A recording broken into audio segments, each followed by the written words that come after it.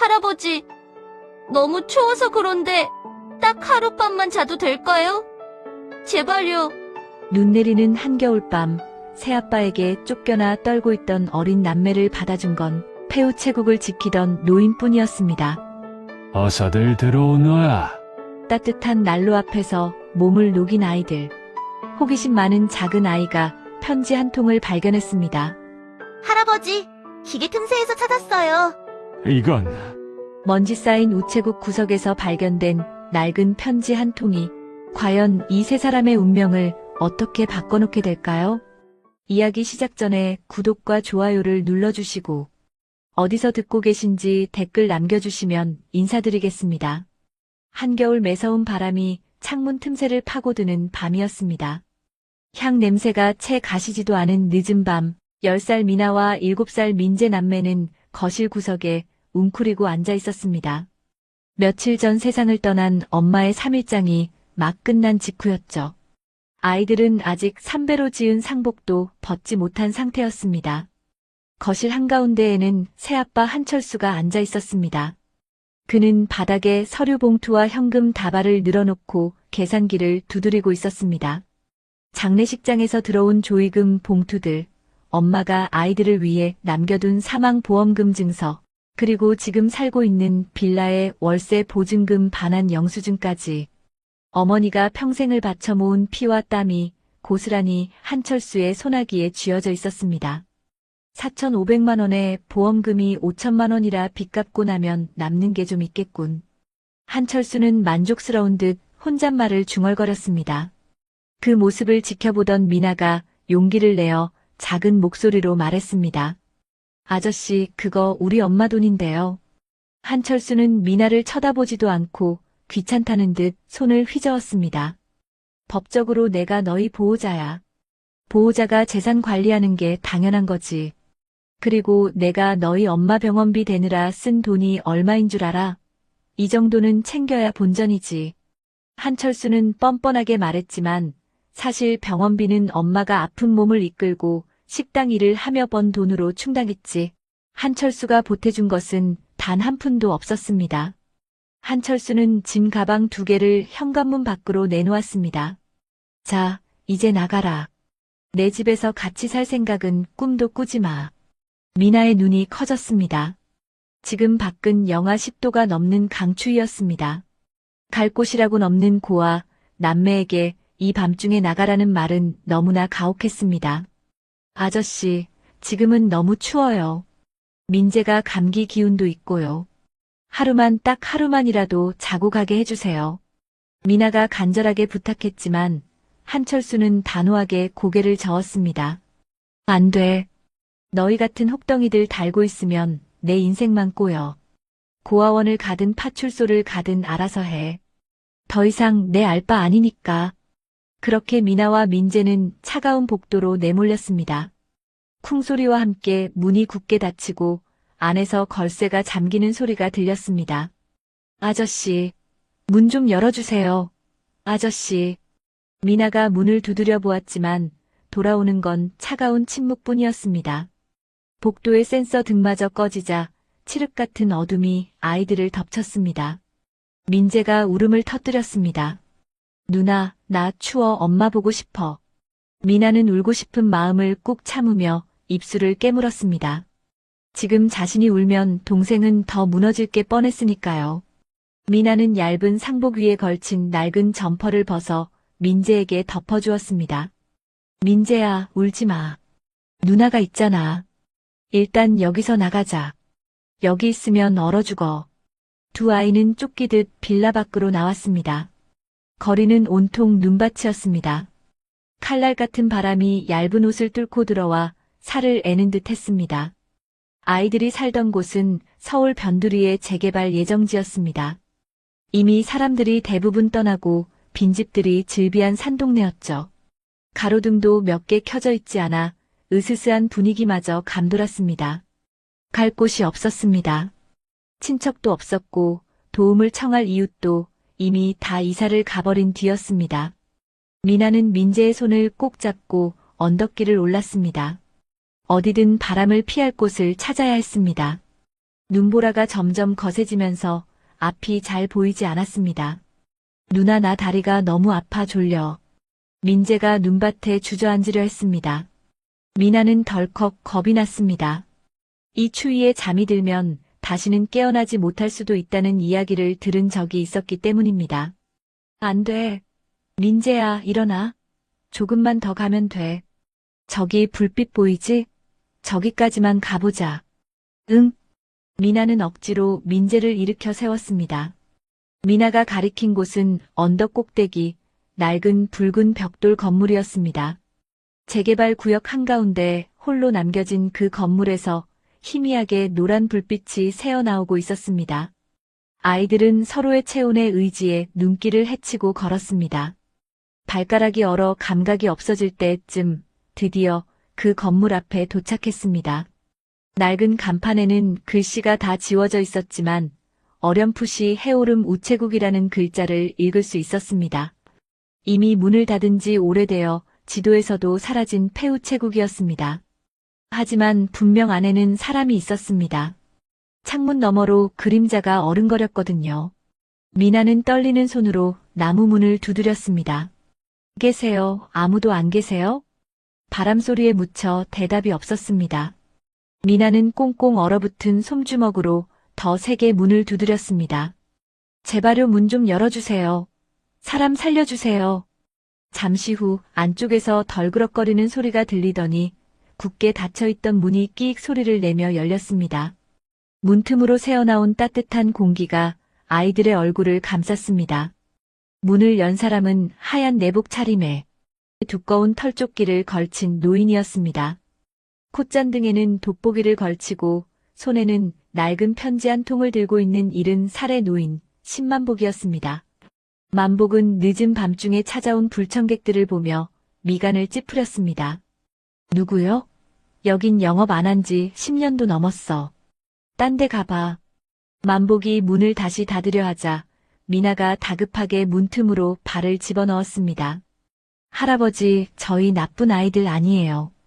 그냥 너무 추워서요. 미나의 목소리는 덜덜 떨리고 있었습니다.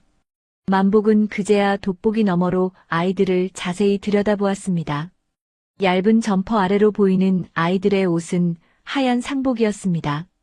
입술은 파랗게 질려 있었고 속눈썹에는 눈송이가 그대로 얼어붙어 있었습니다. 특히 뒤에 숨은 사내 아이는 금방이라도 쓰러질 듯 위태로워 보였습니다. 만복의 눈빛이 흔들렸습니다. 평생 우편물을 배달하며 수많은 사람을 봐왔던 그였습니다. 이 아이들이 지금 어떤 처지인지 말하지 않아도 알 수 있었습니다. 벼랑 끝에 몰린 절박함이 묻어나는 눈빛이었습니다. 할아버지, 딱 하룻밤만 재워주실 수 있나요? 구석에서 조용히 있을게요. 제발요. 미나가 울먹이며 애원했습니다. 만복은 잠시 망설이는 듯 하더니 문을 활짝 열어 아이들을 안으로 들였습니다. 들어와라. 얼어 죽겠다. 안으로 들어서자 훅 끼쳐오는 훈기와 함께 묘한 냄새가 났습니다. 오래된 종이 냄새와 먼지 냄새, 그리고 은은한 석유 난로 냄새가 뒤섞인 냄새였습니다. 아이들은 어리둥절한 표정으로 주위를 둘러보았습니다. 그곳은 기이한 풍경이었습니다. 넓은 공간 가득, 바닥부터 천장까지 수만 통의 편지들이 탑처럼 쌓여 있었습니다. 누렇게 바랜 편지 봉투들이 산을 이루고 그 사이로 좁은 길만 겨우 나 있었습니다. 마치 시간이 멈춘 편지의 숲에 들어온 것 같았습니다. 만복은 난로에 심지를 올려 화력을 키우고는 주전자 물을 따랐습니다. 거기 멍하니 서 있지 말고 난로가로 와. 몸부터 녹여. 미나와 민재는 난로 앞으로 다가갔습니다. 빨갛게 달아오른 난로의 열기가 온몸을 녹이자 참았던 긴장이 풀리며 온몸이 노곤해졌습니다. 만복은 구석에서 낡은 담요를 꺼내 아이들에게 던져주었습니다. 이거라도 덮고 있어라. 보아하니 상 치른 지 얼마 안 된 것 같은데 부모님은 어쩌고 이 밤중에 돌아다니는 거냐? 만복의 물음에 민재가 훌쩍이며 대답했습니다. 엄마는 하늘나라 갔고요. 새아빠가 우리 내쫓았어요. 덤덤하게 말하려 애쓰는 7살 아이의 말에 만복의 손이 멈칫했습니다. 그는 돋보기를 고쳤으며 아이들을 빤히 바라보았습니다. 상복을 입은 채 쫓겨난 아이들. 세상 천지에 이런 비극이 또 있을까 싶었습니다. 쯧쯧 안타까운 녀석들. 일단 이거라도 먹어라. 배고플 거 아니냐? 만복은 컵라면 2개의 뜨거운 물을 부어 아이들 앞에 놓아주었습니다. 모락모락 피어오르는 라면, 냄새에 아이들의 배에서 꼬르륵 소리가 났습니다. 감사합니다. 미나와 민재는 허겁지겁 라면을 먹기 시작했습니다. 따뜻한 국물이 식도를 타고 넘어가자 얼었던 내장이 그제야 녹는 듯 했습니다. 미나는 라면을 먹으면서도 힐끔힐끔 주위를 살폈습니다. 이 많은 편지는 대체 무엇이며 이 할아버지는 왜 혼자 이곳에 있는 걸까? 그리고 우리는 내일 아침이 되면 또 어디로 가야 할까? 불안함이 엄습했지만 지금 당장은 이 따뜻한 난로와 라면 한 그릇이 세상 무엇보다 고마웠습니다. 그때였습니다. 라면을 먹던 민재가 천장 가까이 쌓인 편지 더미를 가리키며 말했습니다. 누나, 저기 봐. 편지가 꼭 벽돌 같아. 우리 집 짓는 벽돌. 민재의 말대로 빽빽하게 쌓인 편지 뭉치들은 마치 건물을 지탱하는 벽돌처럼 보였습니다. 만복은 그 말을 듣고 피식 웃었습니다. 벽돌이라 그래. 저게 다 사람 마음이다. 마음들이 모여서 벽이 되고 기둥이 된 게지.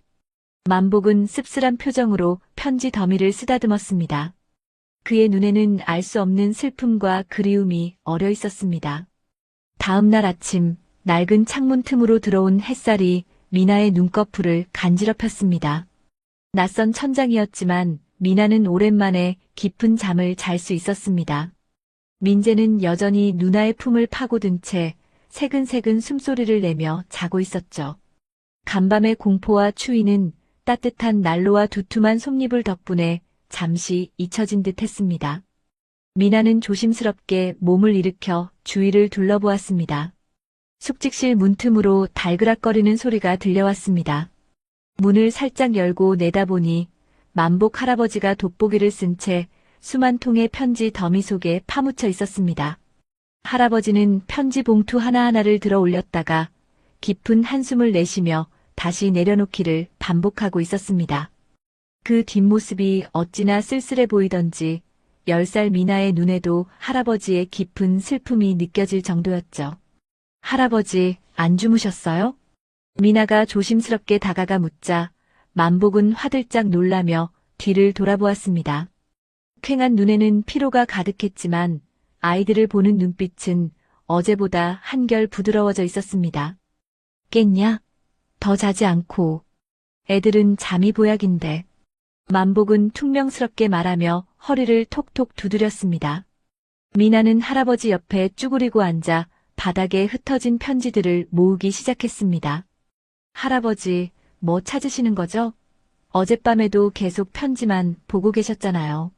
만복은 잠시 미나를 바라보다가 씁쓸한 표정으로 입을 열었습니다. 그래, 찾고 있지. 아주 귀하고 소중한 걸 찾고 있어. 내 인생을 다 바쳐서라도 찾아야 할 게 있거든. 만복은 10년 전 정년퇴직을 했지만 이곳 해오름 우체국을 떠나지 못하고 있었습니다. 동네 사람들은 그를 두고 우체국 귀신이 씌었다느니 노망이 났다느니 수군거렸지만 만복에게는 남들에게 말 못할 사연이 있었습니다. 30년 전 일이다. 그때 내 아내가 많이 아팠어. 심장이 안 좋았는데 수술비 마련하겠다고 내가 밤낮 없이 배달 일을 다녔지. 아픈 사람 곁을 지켜주지도 못하고 돈 버는 게 최고인 줄 알았어. 만복의 목소리가 조금씩 떨려왔습니다. 그러다 아내가 위독하다는 연락을 받았는데 폭설 때문에 배달 오토바이가 고장나서 제 시간에 병원에 가지 못했어. 내가 도착했을 때 아내는 이미 눈을 감은 뒤였지. 마지막 가는 길에 손 한 번 잡아주지 못했어. 만복은 안경을 벗어 눈가를 훔쳤습니다. 장례를 치르고 나서 간호사가 그러더구나. 아내가 죽기 직전 휠체어를 타고 힘겹게 병원 밖으로 나갔다고. 병원 앞 빨간 우체통에 나한테 쓴 편지 한 통을 넣었다고 말이야. 그때 내가 담당하던 구역이었는데 정신이 없어 그 편지를 챙기지 못했어. 나중에 우체국이 문을 닫으면서 편지들이 뒤죽박죽 섞여버렸지. 내가 내 아내의 마지막 말을 잃어버린 거야. 그제야 미나는 할아버지가 왜 이 먼지 구덩이 속에서 홀로 지내는지 이해할 수 있었습니다. 할아버지는 30년째 아내의 유언이나 다름없는 그 편지 한 통을 찾기 위해 이 수만 통의 편지산을 뒤지고 있었던 것입니다. 미나는 가슴 한구석이 찡해져 왔습니다. 엄마를 잃은 자신의 슬픔과 아내를 잃은 할아버지의 슬픔이 닮아 보였기 때문입니다. 그때 부스스한 머리를 한 민재가 눈을 비비며 숙직실에서 나왔습니다. 누나 할아버지.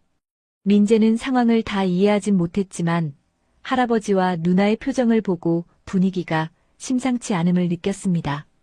미나는 민재의 손을 꼭 잡으며 결심한 듯 말했습니다. 할아버지, 저희가 도울게요. 밥값은 해야죠. 저희 눈 엄청 좋아요. 숨은 그림 찾기도 잘하고요. 만복은 손사래를 쳤습니다. 됐다. 이 많은 걸 너희가 어떻게 찾아? 먼지 마시면 몸에 안 좋아. 아니에요. 할아버지 혼자서는 10년이 더 걸릴지도 몰라요. 저희랑 같이 찾아요. 네. 미나의 고집에 결국 만복도 고개를 끄덕였습니다. 그렇게 세 사람의 보물찾기가 시작되었습니다. 미나는 영민한 아이였습니다. 무턱대고 편지를 뒤지는 대신 바닥에 선을 그어 구역을 나누기 시작했습니다. 할아버지, 연도별로 모아봐요. 이건 90년도, 이건 91년도. 그리고 지역별로도 나눠요. 서울, 부산, 대전 이렇게 하면 훨씬 찾기 쉬울 거예요. 미나가 척척 분류 체계를 세우자 난장판이던 우편물 더미가 조금씩 질서를 잡아가기 시작했습니다. 만복은 혀를 내둘렀습니다. 녀석 참 똑소리 나네.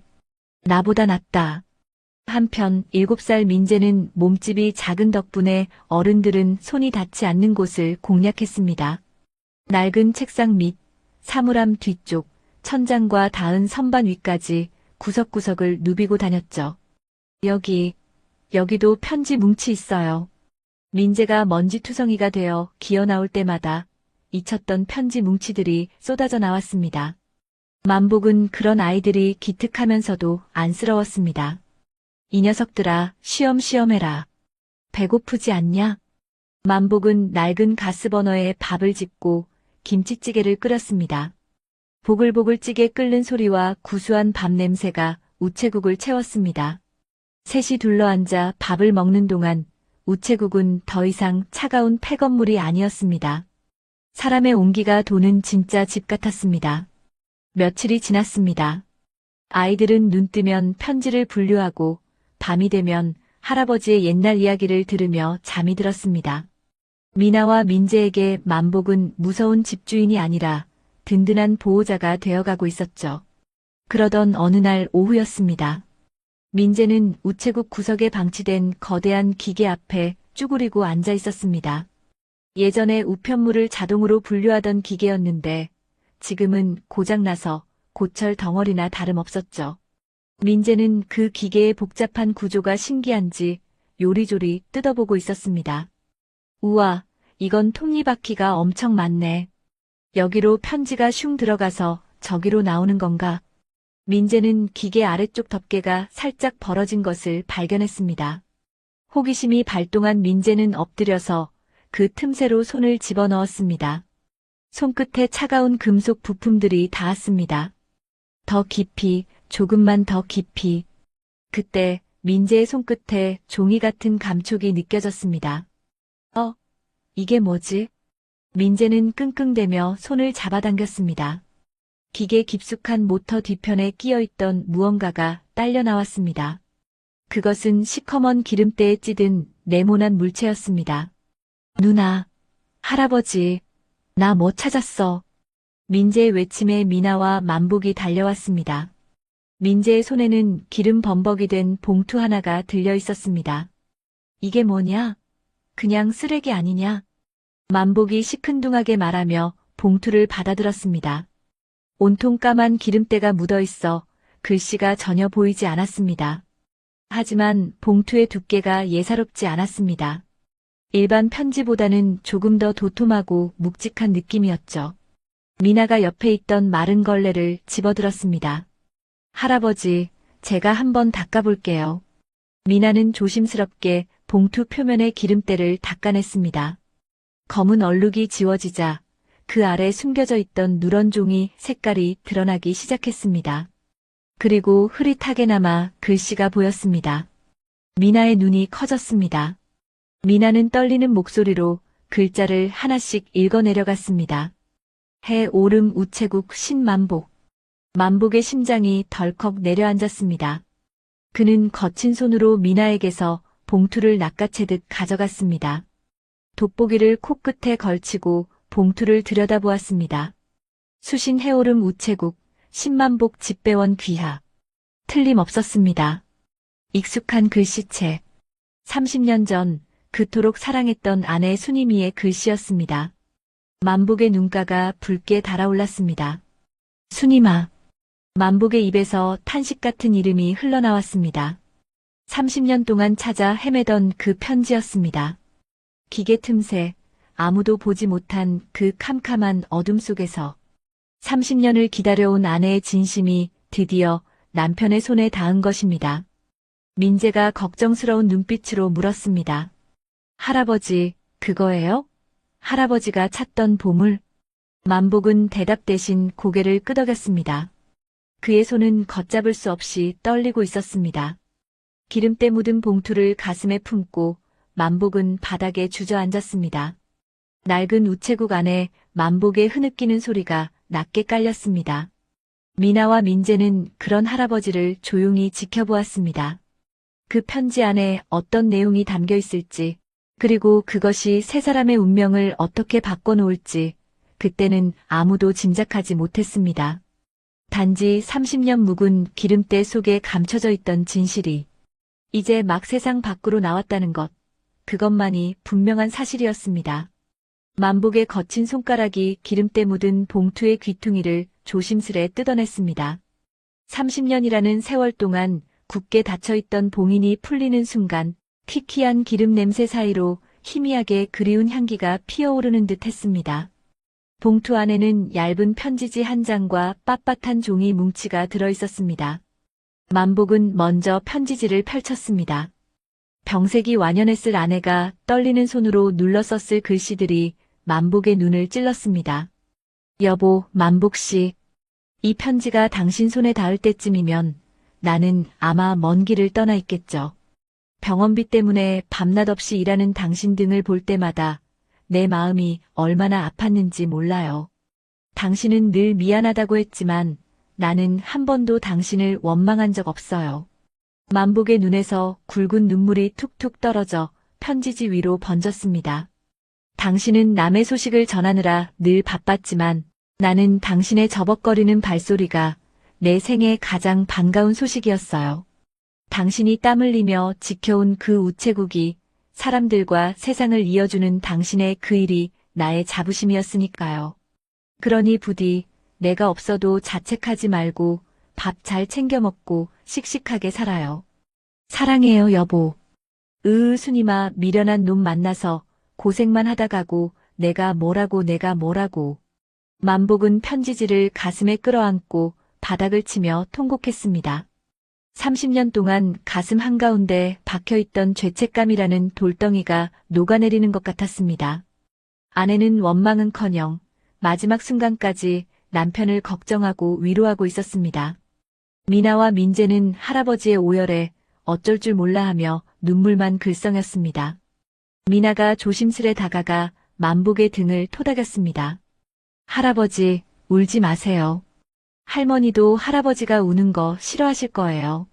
한참을 그렇게 울던 만복은 겨우 진정하고 코를 훌쩍였습니다. 그러다 편지와 함께 들어있던 종이 뭉치를 발견했습니다. 눈물에 젖은 눈을 비비며 그것을 집어들었습니다. 이게 뭐냐? 그것은 누런 갱지 재질의 증서였습니다. 상단에는 촌스러운 글씨체로 대성전자 주식회사라고 적혀 있었고 중앙에는 주권이라는 한자가 큼지막하게 박혀 있었습니다. 주식? 만복은 고개를 갸웃거렸습니다. 30년 전 아내가 쌈짓돈을 모아 주식을 샀다는 이야기는 들어본 적이 없었습니다.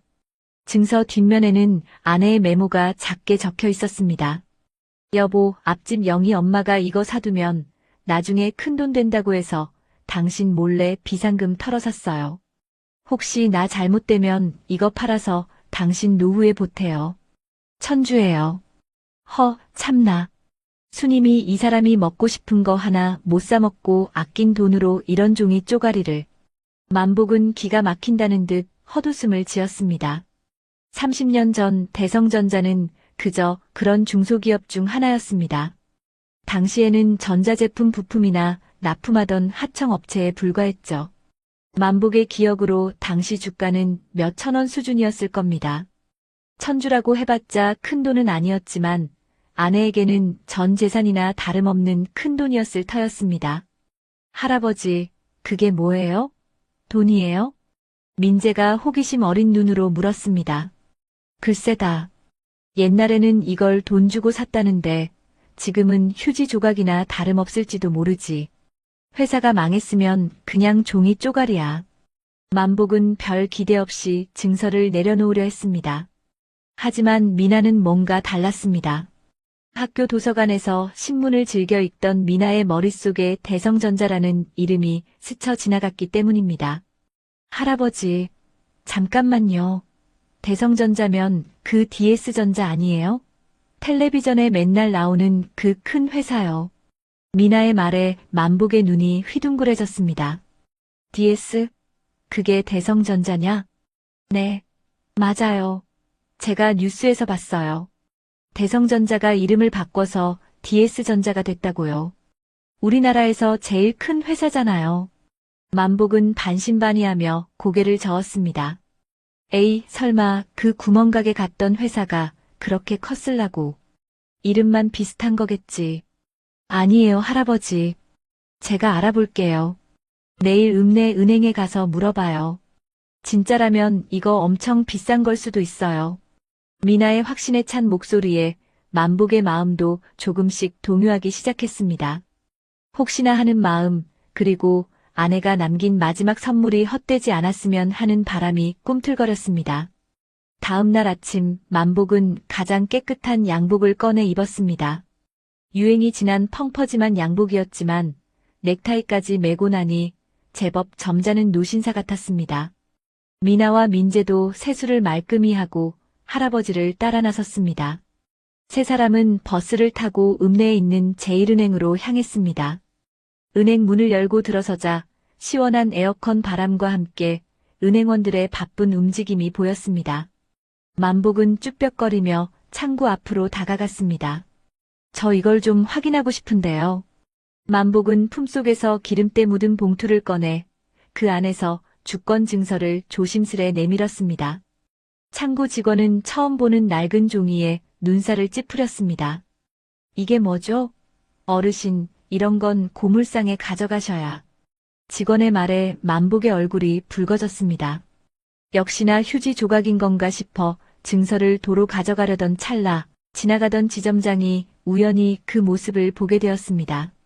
지점장의 눈이 번쩍 뜨였습니다. 잠깐만요. 그거 좀 보여주시겠습니까? 지점장은 쏜살같이 달려와 직원의 손에서 증서를 받아들었습니다. 돋보기 안경을 고쳤으며 증서를 뚫어져라 쳐다보던 지점장의 손이 덜덜 떨리기 시작했습니다. 이건 구형 실물 주권이잖아. 게다가 일련 번호가. 지점장은 황급히 컴퓨터 자판을 두드렸습니다. 모니터를 확인한 그의 입이 떡 벌어졌습니다. 어르신, 이거 어디서 나셨습니까? 만복은 잔뜩 긴장해서 대답했습니다. 제 아내 유품입니다만 혹시 가짜입니까? 가짜라뇨. 이건 진품입니다. 그것도 액면 분할 전에 원본 주권이에요. 지점장의 목소리가 톤이 높아지자 은행 안의 모든 시선이 집중되었습니다. 어르신, 대성전자가 지금의 DS전자인 건 아시죠? 이 주식은 그동안 수차례 액면 분할과 무상 증자를 거쳤습니다. 30년 전 천주라면 지금 주식 수로는 수만 주가 넘습니다.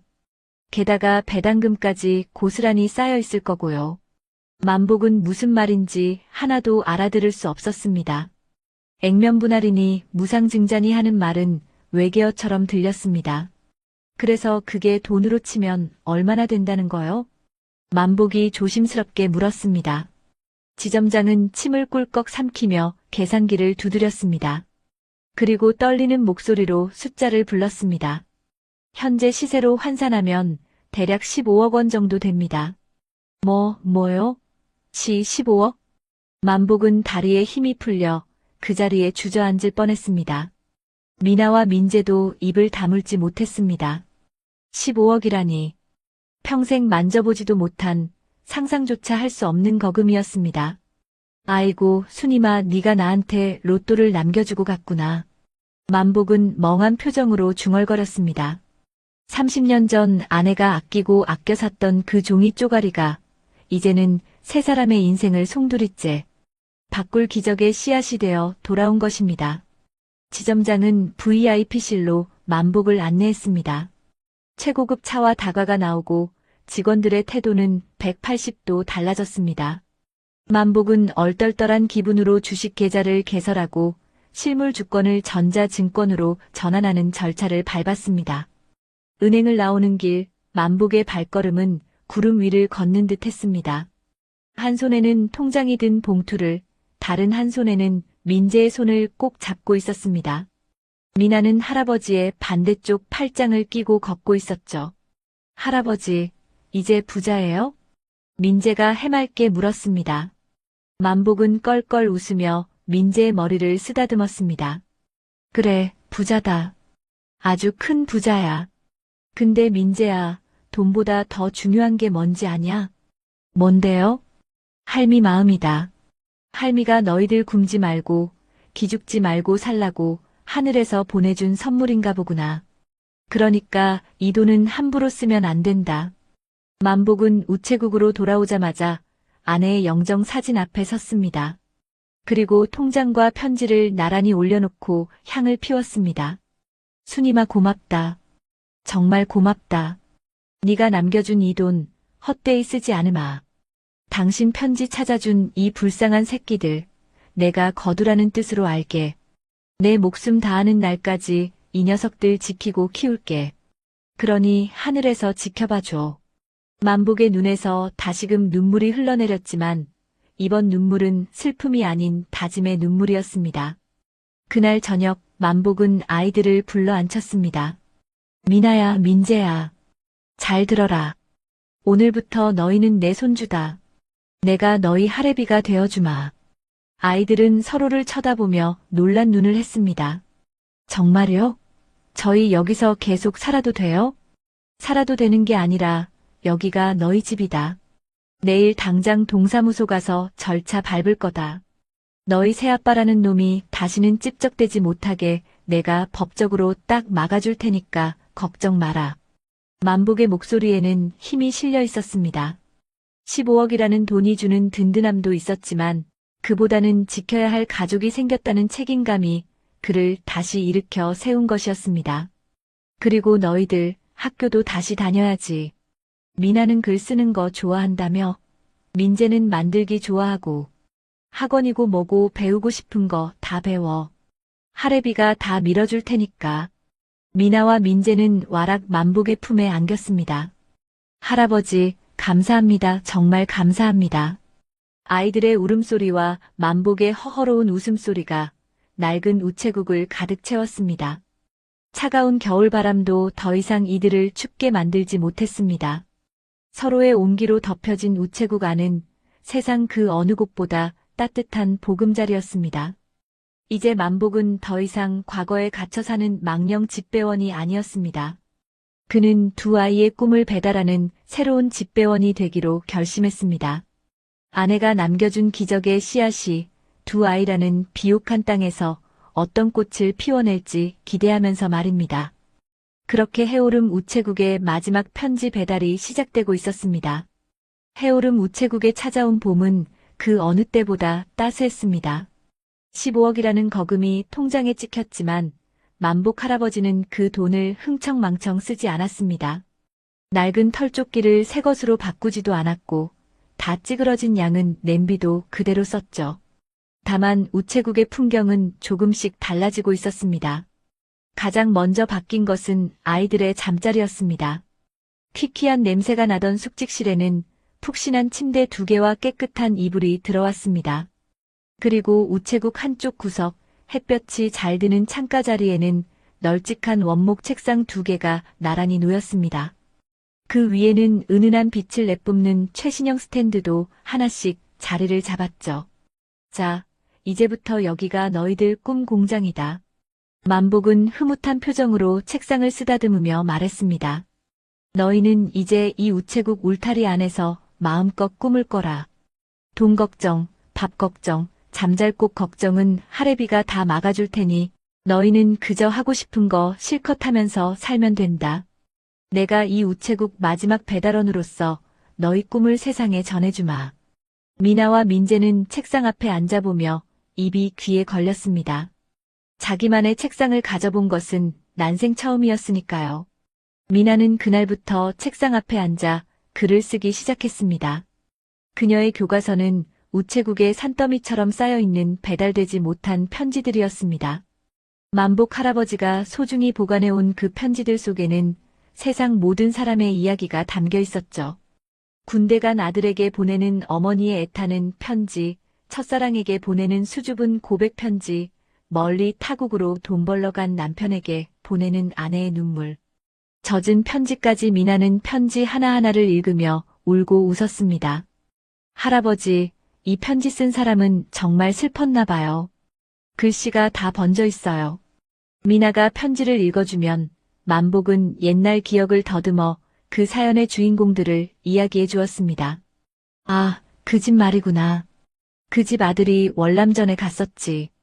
어머니가 매일같이 우체국에 와서 아들 소식 묻곤 했어. 결국 아들은 돌아오지 못했지만 할아버지의 이야기를 듣고 나면 미나는 공책을 펼쳤습니다. 그리고 편지 속 사연에 자신의 상상력을 더해 새로운 이야기를 써내려갔습니다. 전쟁터에서 돌아오지 못한 아들은 사실 밤마다 별이 되어 어머니 꿈에 찾아왔다는 식으로 말이죠. 미나의 공책은 날이 갈수록 두꺼워졌고 그녀의 문장력은 하루가 다르게 깊어졌습니다. 편지 속에 담긴 인간의 희로애락을 배우며 미나는 사람의 마음을 어루만지는 작가를 꿈꾸게 되었습니다. 한편 7살 꼬맹이였던 민재는 우체국 건물 자체에 푹 빠져 있었습니다. 또래 친구들이 로봇 장난감을 가지고 놀 때 민재는 줄자와 스케치북을 들고 우체국 구석구석을 누비고 다녔습니다. 할아버지, 여기 천장에 있는 나무 기둥 있잖아요. 이거 엄청 튼튼해 보여요. 100년도 넘었다면서요? 그럼 이게 대들보라는 거다. 이 건물이 비바람에도 끄떡없는 건 다 저 대들보가 중심을 딱 잡고 있어서지. 만복의 설명에 민재는 눈을 반짝였습니다. 우와, 대들보 멋지다. 나도 나중에 이런 거 만들고 싶어요.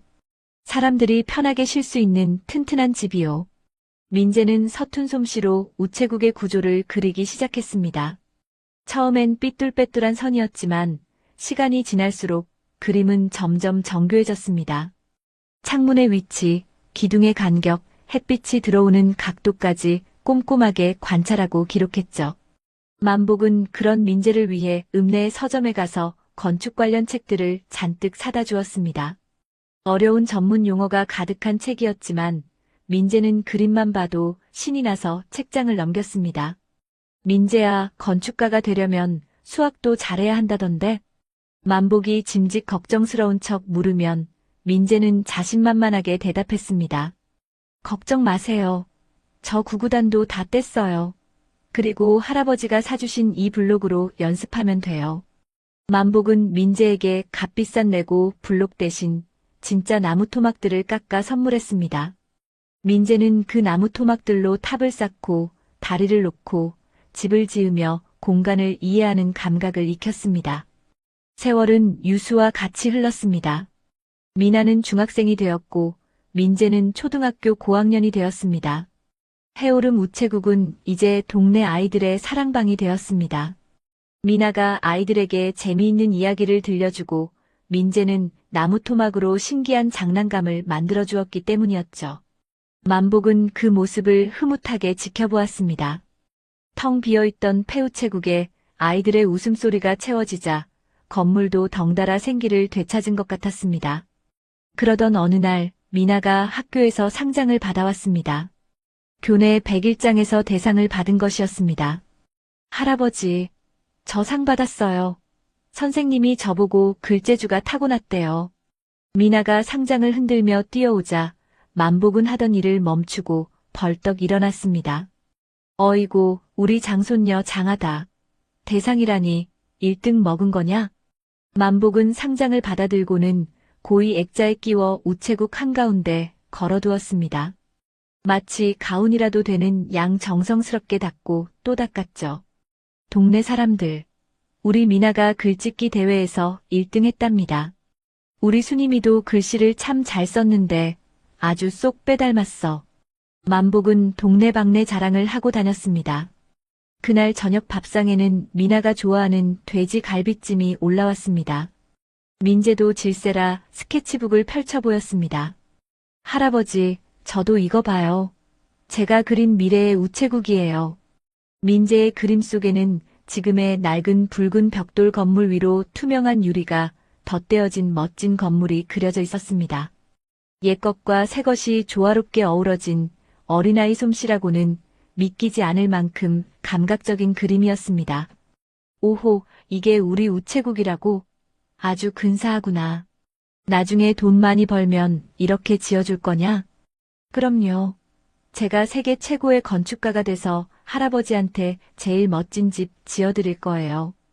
허허, 녀석. 말만 들어도 배가 부르다. 만복은 아이들의 머리를 쓰다듬으며 행복한 미소를 지었습니다. 하지만 세상은 마냥 호락호락하지 않았습니다. 미나가 고등학생이 되자 진로 문제로 고민이 깊어졌습니다. 담임 선생님은 미나의 성적이 우수하다며 명문대 법대나 의대를 권유했습니다. 미나야, 글 쓰는 건 취미로 해도 되잖아. 안정적인 직업을 갖는 게 좋지 않겠니? 너희 할아버지 생각해서라도. 선생님의 말에 미나는 흔들렸습니다. 할아버지가 큰 돈을 지원해주고 계시지만 언제까지나 신세를 질 수는 없다는 생각도 들었기 때문입니다. 작가라는 직업은 배고프고 힘들다는 인식도 미나를 주저하게 만들었습니다. 그날 밤 미나는 책상에 엎드려 한숨만 푹푹 내쉬었습니다. 잠자리에 들려던 만복이 그 모습을 보고 다가왔습니다. 우리 미나, 무슨 고민 있냐? 얼굴이 반쪽이네. 미나는 망설이다가 속마음을 털어놓았습니다. 할아버지, 저 그냥 글 쓰는 거 포기할까 봐요. 선생님이 그러시는데 작가는 돈도 못 벌고 힘들대요. 그냥 공부 열심히 해서 다른 안정적인 직업을 준비할까 봐요.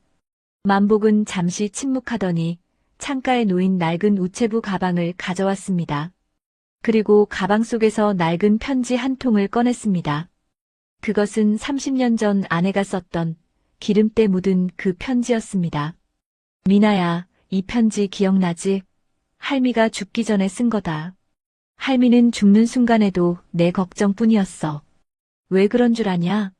미나가 고개를 젓자 만복이 말을 이었습니다. 사랑하니까 그런 거다. 사람이 밥만 먹고 사는 존재라면 할미가 굳이 아픈 몸 이끌고 편지까지 썼겠냐? 마음을 전하고 싶어서, 진심을 남기고 싶어서 쓴 거야.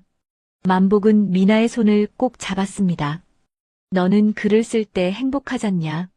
네가 쓴 글을 읽고 친구들이 웃고 울잖냐? 그게 바로 사람 마음 움직이는 힘이다. 돈, 명예, 그런 건 있다가도 없는 거야. 하지만 사람 마음 움직이는 재주는 아무나 갖는 게 아니다. 만복에 투박하지만 진심 어린 위로에 미나의 눈시울이 붉어졌습니다. 할아버지, 선생님 말 너무 신경 쓰지 마라. 내 인생이다. 네가 가고 싶은 길 가라. 가다가 넘어지면 할애비가 다시 일으켜주면 될 거 아니냐. 우리한테는 든든한 백도 있고 말이야. 만복이 윙크를 하며 주식 통장을 두드리자 미나는 그제야 웃음을 터뜨렸습니다. 네, 알겠어요. 저 포기 안 할게요. 꼭 훌륭한 작가 돼서 할아버지 호강시켜 드릴게요. 그래, 그래. 그게 내 손녀지.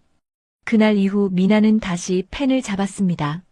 더 이상 흔들리지 않았습니다. 할아버지라는 든든한 울타리 안에서 미나는 마음껏 상상의 나래를 펼쳤습니다. 민재 역시 마찬가지였습니다. 건축학도가 되기 위해 밤새워 공부하고 그림을 그렸습니다. 때로는 모형이 무너져 좌절하기도 했지만 100년을 버텨온 우체국의 대들보를 보며 다시 일어섰습니다. 이 우체국처럼 나도 튼튼한 사람이 될 거야. 계절이 바뀌고 해가 바뀌어도 해오름 우체국의 불은 꺼지지 않았습니다. 밤늦도록 타닥거리는 미나의 키보드 소리와 쓱쓱 거리는 민재의 연필 소리가 우체국의 밤을 채웠습니다. 그리고 그 곁에는 언제나 돋보기를 끼고 아이들을 지켜보는 만복 할아버지가 있었습니다. 세 사람의 평온하고 행복한 시간은 그렇게 차곡차곡 쌓여갔습니다. 마치 우체국 한쪽에 쌓인 편지들처럼 그들의 추억과 사랑도 두터워져 갔습니다. 이 견고한 울타리 안에서 자라난 꿈들이 훗날 세상 밖으로 나가 어떤 기적을 만들어낼지 아직은 아무도 알지 못했습니다. 하지만 분명한 건 그 꿈들이 무럭무럭 자라고 있다는 사실이었습니다. 죄송합니다, 작가님. 요즘 트렌드랑은 좀 안 맞네요. 요즘 독자들은 빠르고 자극적인 걸 원하거든요. 편지라니 너무 올드하잖아요. 출판사 편집자의 목소리는 건조하기 짝이 없었습니다. 전화기 너머로 들려오는 거절의 말은 벌써 10번째였습니다. 미나는 힘없이 전화를 끊었습니다. 20대 중반이 된 미나의 현실은 만복 할아버지가 만들어준 따뜻한 울타리 밖 시베리아 벌판과도 같았습니다. 대학 국문과를 졸업하고 작가 지망생이 된 지 벌써 3년. 미나의 원고는 번번이 휴지통으로 직행했습니다. 신춘문예는 최종심에서 미끄러지기 일쑤였고 투고한 출판사들로부터는 매몰찬 거절 메일만 날아왔습니다. 누나 힘내. 사람들이 아직 누나 글의 진가를 몰라서 그래. 대학생이 된 민재가 위로했지만 미나의 귀에는 들리지 않았습니다. 미나는 자신이 한없이 작아지는 것을 느꼈습니다. 할아버지의 후원으로 대학까지 나왔지만 정작 사회에 나와서는 밥벌이조차 제대로 하지 못하는 자신이 너무나 한심했기 때문입니다. 만복 할아버지는 15억이라는 돈이 있었지만 미나는 성인이 된 이후로는 할아버지에게 손을 벌리지 않겠다고 선언했었습니다. 스스로의 힘으로 서고 싶었으니까요. 그래서 낮에는 편의점 아르바이트를 하고 밤에는 좁은 고시원에서 글을 썼습니다. 하지만 현실은 냉혹했습니다. 편의점 계산대 앞에 서서 진상 손님의 욕설을 듣고 있노라면 내가 여기서 뭐하고 있나 하는 자괴감이 밀려왔습니다. 통장 잔고는 바닥을 보이고 있었고 며칠째 컵라면으로 끼니를 때우는 날이 이어졌습니다. 어느 비오는 날 밤 편의점 야간 근무를 마치고 고시원으로 돌아온 미나는 책상에 앉아 멍하니 노트북 화면만 바라보고 있었습니다. 화면 속 커서는 깜빡거리는데 단 한 줄도 쓸 수가 없었습니다. 머릿속이 텅 빈 것처럼 하얘졌습니다. 그만둘까? 미나는 중얼거렸습니다. 펜을 꺾는다는 게 이런 건가 싶었습니다. 재능이 없는 걸 억지로 붙잡고 있는 건 아닐까? 선생님 말대로 안정적인 직업으로 준비할 걸 그랬나 하는 후회가 밀려왔습니다. 그때 책상 한 구석에 놓인 낡은 사진 액자가 눈에 들어왔습니다. 어릴 적 해오름 우체국에서 할아버지, 민재와 함께 찍은 사진이었습니다. 셋 다 활짝 웃고 있는 모습 뒤로 산더미처럼 쌓인 편지들이 보였습니다. 미나는 홀린 듯이 사진을 집어들었습니다. 그리고 주말을 맞아 오랜만에 해오름 우체국을 찾아갔습니다. 버스를 타고 꼬불꼬불한 산길을 올라 우체국 앞에 섰을 때 익숙한 냄새가 코끝을 스쳤습니다. 오래된 종이 냄새와 흙냄새. 왔냐? 만복 할아버지가 마당을 쓸다 말고 반갑게 맞이했습니다. 주름은 더 깊어졌고 허리도 조금 굽었지만 손녀를 보는 눈빛만은 여전히 따뜻했습니다. 할아버지. 미나는 할아버지 품에 안겨 참았던 눈물을 터뜨렸습니다. 힘드냐? 힘들면 언제든지 돌아와도 된다. 여기 내 방 그대로 뒀어. 만복은 묻지도 따지지도 않고 미나의 등을 토닥였습니다. 그 투박한 손길에 미나는 꽁꽁 얼어붙었던 마음이 녹아내리는 걸 느꼈습니다. 그날 밤 미나는 다시 자신의 옛 책상 앞에 앉았습니다. 창밖에는 빗소리가 들리고 등 뒤에는 할아버지가 끓여준 보리차 냄새가 은은하게 퍼져 있었습니다. 미나는 우체국 안을 천천히 둘러보았습니다. 10년이 넘도록 변함없이 그 자리를 지키고 있는 수만 통의 편지들. 발신인의 간절함과 수신인의 기다림이 엉켜있는 그 편지들이 미나에게 말을 거는 것 같았습니다. 우리를 잊지 마. 우리의 이야기를 써줘. 미나는 노트북을 켰습니다. 그리고 쓰기 시작했습니다. 화려한 문체도 자극적인 소재도 아니었습니다. 그저 자신이 보고 듣고 느꼈던 이야기, 바로 이곳 해오름 우체국에 대한 이야기를 써내려갔습니다. 제목은 해오름 우체국. 이야기는 30년 전 아내의 임종을 지키지 못한 한 집배원의 후회에서 시작되었습니다. 그리고 그가 평생을 바쳐 기다린 단 한 통의 편지, 그 편지를 찾아준 고아, 남매의 이야기로 이어졌습니다. 소설 속에는 미나가 읽었던 수많은 편지의 사연들이 녹아들었습니다. 전쟁터로 떠난 아들, 가난 때문에 헤어진 연인, 용서를 비는 아버지. 미나는 글을 쓰는 내내 울고 웃었습니다. 이것은 소설이 아니라 미나 자신의 고백이자 할아버지의 인생에 대한 헌사였습니다. 요즘 세상에 편지가 무슨 소용이냐고들 하지만 진심은 낡지 않는다. 종이 위에 꾹꾹 눌러 쓴 마음은 시간이 흘러도 바래지 않는다. 다만 배달이 늦어질 뿐이다. 며칠 뒤 미나는 마지막 문장을 쓰고 마침표를 찍었습니다. 가슴이 벅차올랐습니다. 이게 될지 안 될지는 중요하지 않았습니다. 그저 이 이야기를 세상에 내놓지 않고는 견딜 수 없었기 때문입니다. 미나는 완성된 원고를 인터넷 소설 연재 사이트에 올렸습니다. 처음 며칠간은 조회수가 거의 없었습니다. 역시 안 되나 싶어 실망할 때쯤 기적 같은 일이 벌어지기 시작했습니다. 어느 날 아침 알림창이 쉴 새 없이 울렸습니다.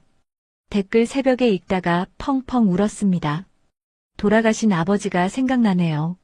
댓글 요즘 자극적인 막장 드라마만 보다가 이런 글을 읽으니 마음이 정화되는 기분이에요. 댓글 저도 전하지 못한 편지가 있는데 오늘 용기 내서 써보려고요. 입소문은 무서웠습니다. 독자들은 미나의 글에서 잊고 지냈던 따뜻함을 발견했습니다. 스마트폰 메시지 한 통으로 이별을 통보하는 차가운 세상에서 잉크 냄새. 나는 손편지의 감성이 사람들의 메마른 감성을 건드린 것입니다. 조회수는 기하급수적으로 늘어났고 연재 사이트 베스트 순위 1위에 올랐습니다. 출판사들의 연락이 쇄도하기 시작했습니다. 예전에 미나를 거절했던 출판사들도 앞다퉈 계약을 제의해왔습니다. 작가님, 저희랑 계약하시죠. 이건 무조건 베스트셀러감입니다. 미나는 어리둥절했습니다. 그토록 냉담했던 세상이 하루아침에 바뀌다니. 하지만 미나는 들뜨지 않았습니다. 가장 먼저 할아버지에게 전화를 걸었습니다. 할아버지, 제 글이요. 사람들이 좋아한대요. 책으로 나온대요. 수화기 너머로 만복 할아버지의 떨리는 목소리가 들려왔습니다. 그래, 내가 뭘 했냐. 진심은 통한다고 했잖냐. 장하다, 우리 미나. 정말 장해. 미나는 첫 인쇄를 받은 날 할아버지에게 빨간 내복 대신 최고급 안마의자를 선물했습니다. 그리고 민재에게는 최신형 고사양 노트북을 사주었죠. 해오름 우체국은 출간되자마자 서점가를 휩쓸었습니다. 주요 서점마다 종합 베스트셀러 1위를 석권했습니다. 지하철에서, 카페에서 사람들이 미나의 책을 읽고 있는 모습이 심심찮게 보였습니다. 작가님, 독자 사인회 일정이 잡혔습니다. 미나는 태어나서 처음으로 사인회라는 걸 해봤습니다. 긴 줄을 서서 기다리는 독자들의 눈빛은 초롱초롱했습니다. 한 중년 여성 독자는 미나의 손을 잡고 눈물을 흘렸습니다. 작가님 책 읽고 용기 내서 10년 동안 연락 끊고 살았던 엄마한테 편지를 썼어요. 엄마가 편지 받고 우시면서 전화하셨더라고요. 정말 고맙습니다. 미나는 그 말을 듣고 가슴이 뭉클했습니다. 자신이 쓴 글이 누군가의 인생을 바꾸고 끊어진 인연을 다시 이어주었다는 사실이 믿기지 않았습니다. 할아버지가 30년 동안 기다려 찾은 편지 한 통이 우리 가족을 구원했듯이 자신의 글이 또 다른 누군가에게 구원이 되고 있었던 것입니다. 미나는 이제 알 것 같았습니다. 작가는 단순히 글을 쓰는 사람이 아니라 사람과 사람 사이의 마음을 이어주는 꿈의 배달부라는 것을요. 비록 신춘문예 등단이라는 화려한 타이틀은 없었지만 미나는 그보다 더 값진 독자들의 마음을 얻었습니다. 실패와 좌절 속에서 피어난 미나의 글은 그렇게 세상에 깊은 울림을 주며 퍼져나갔습니다. 해오름 우체국의 기적은 멈추지 않았습니다. 미나의 소설 해오름 우체국은 국내를 넘어 해외로 뻗어나갔습니다. 세계적인 출판사들이 앞다퉈 번역 판권을 사갔고 미국, 영국, 프랑스, 일본 등 전 세계 20개국 서점에 미나의 책이 깔렸습니다. 그리고 어느 날 아침 한국 문학계가 발칵 뒤집힐 만한 뉴스가 터졌습니다. 속보 한국 작가 유미나, 소설 해오름 우체국 뉴욕타임스 베스트셀러 1위 등극, 단독 퓰리처상 심사위원장, 올해 읽은 가장 아름다운 이야기 극찬. 미나는 뉴스를 보고도 믿기지가 않았습니다. 자신의 방구석에서 쓴 글이 지구 반대편 사람들의 마음까지 사로잡았다니 꿈만 같았죠. 해외 독자들의 반응은 뜨거웠습니다. 한국의 낡은 우체국 이야기가 내 마음을 울렸다. 디지털 시대에 잊혀진 아날로그 감성을 완벽하게 되살렸다. 할아버지와 손녀의 사랑이 너무 감동적이다. 아마존 리뷰에는 별 5개가 쏟아졌고 할리우드에서는 영화화 제의까지 들어왔습니다. 미나는 명실상부한 세계적인 작가의 반열에 올랐습니다. 하지만 기쁜 소식은 여기서 끝이 아니었습니다. 미나의 성공과 발맞추어 동생 민재 또한 건축계에서 무서운 신인으로 떠오르고 있었습니다. 대학생이 된 민재는 틈만 나면 공사장이나 낡은 건물을 찾아다녔습니다. 화려하고 높은 빌딩을 짓는 것보다는 세월의 흔적이 묻은 공간을 어떻게 되살릴지에 더 관심이 많았죠. 민재야, 넌 왜 자꾸 헌집만 보러 다니냐? 요즘은 삐까번쩍한 게 대세야. 친구들은 고개를 저었지만 민재의 생각은 확고했습니다. 건물에는 기억이 담겨 있어. 무작정 부수고 새로 짓는 건 그 기억을 지우는 거야. 나는 기억을 지키면서도 편리하게 쓸 수 있는 공간을 만들고 싶어. 민재는 자신의 철학을 담아 플리츠커 건축상 주관 국제 학생 공모전에 참가했습니다. 주제는 미래의 공공도서관. 전 세계 날고 긴다하는 건축학도들이 모두 모이는 꿈의 무대였죠. 민재의 설계한 제목은 시간의 겹더 레이어 오브 타임. 모델은 당연히 해오름 우체국이었습니다. 민재는 기존의 붉은 벽돌과 목조 트러스를 그대로 보존하면서 그 위를 투명한 특수 유리 큐브로 감싸는 파격적인 디자인을 선보였습니다. 내부는 첨단 공조 시스템과 디지털 아카이브를 갖추었지만 중심부에는 만복 할아버지가 지키던 편지 분류함을 상징하는 거대한 아날로그 아트리움을 배치했죠. 심사위원들은 민재의 작품 앞에서 발을 떼지 못했습니다. 오래된 것과 새로운 것이 완벽하게 조화를 이루고 있다. 기술적인 완성도는 물론 공간에 대한 철학적 깊이가 남다르다. 23살 학생의 작품이라고는 믿기지 않는다. 결과는 만장일치 대상이었습니다. 한국인 최초 그리고 역대 최연소 대상 수상이라는 기록까지 세웠죠. 시상식은 프랑스 파리에서 열렸습니다. 턱시도를 입은 민재는 트로피를 높이 들어 올리며 수상 소감을 말했습니다. 이 상을 저의 첫 번째 건축 선생님이자 공간의 가치를 가르쳐 주신 할아버지께 바칩니다. 할아버지는 낡고 버려진 폐우체국을 세상에서 가장 따뜻한 집으로 만들어 주셨습니다. 저는 그곳에서 건축의 본질을 배웠습니다. 건물은 단순히 벽돌을 쌓는 것이 아니라 사람의 마음을 담는 그릇이라는 것을요. 민재의 수상 소감은 생중계되어 전 세계로 퍼져나갔습니다.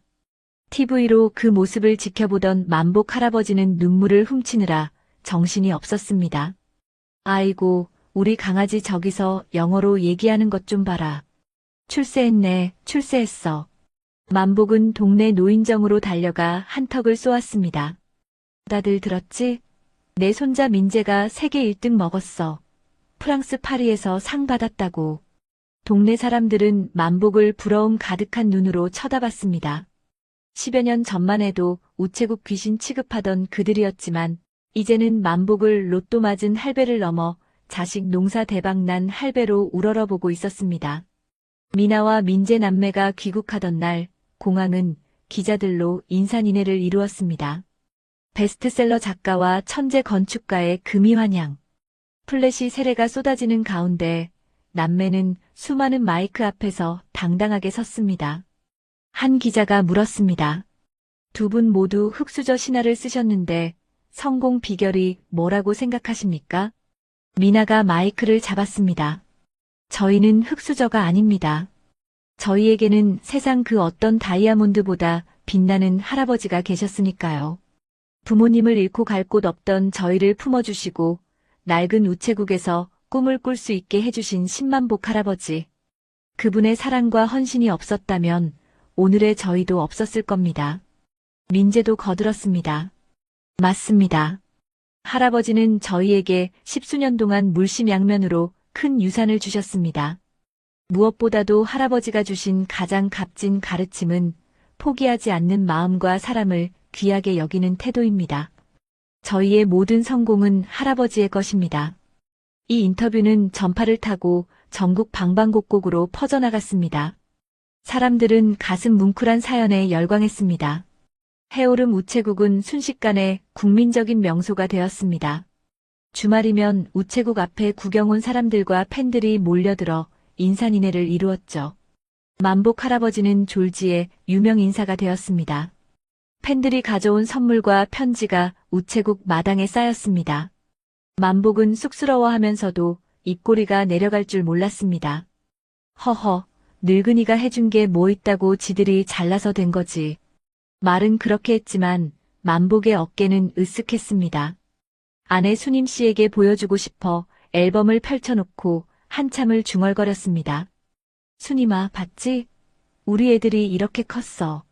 당신이 남겨준 주식 덕분에, 그리고 당신이 보내준 사랑 덕분에 이 녀석들이 나무처럼 쑥쑥 자라서 숲이 됐어. 나 이제 죽어도 여한이 없다. 미나와 민재는 바쁜 와중에도 주말이면 어김없이 우체국으로 돌아왔습니다. 미나는 할아버지의 흰머리를 염색해드리고 민재는 낡은 문짝을 고쳐 달았습니다. 할아버지, 다음 주에는 저랑 같이 방송국 가요. 토크쇼 섭외 들어왔거든요. 아이고, 나는 그런 거 싫다. 늙은이 얼굴 나가봤자 주책이지. 에이, 할아버지가 주인공인데 빠지면 섭섭하죠. 같이 가요, 네. 미나의 애교에 만복은 못 이기는 척 고개를 끄덕였습니다.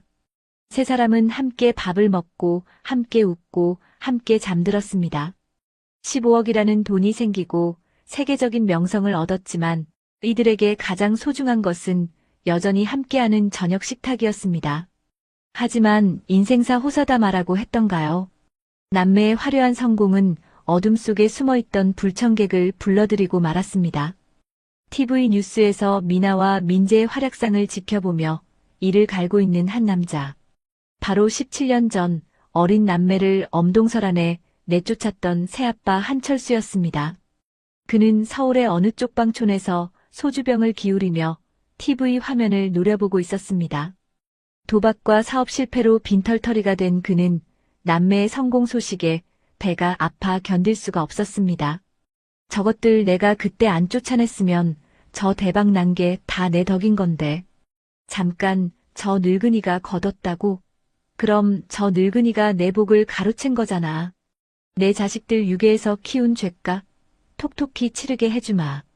한철수의 눈에 탐욕스러운 광기가 번뜩였습니다.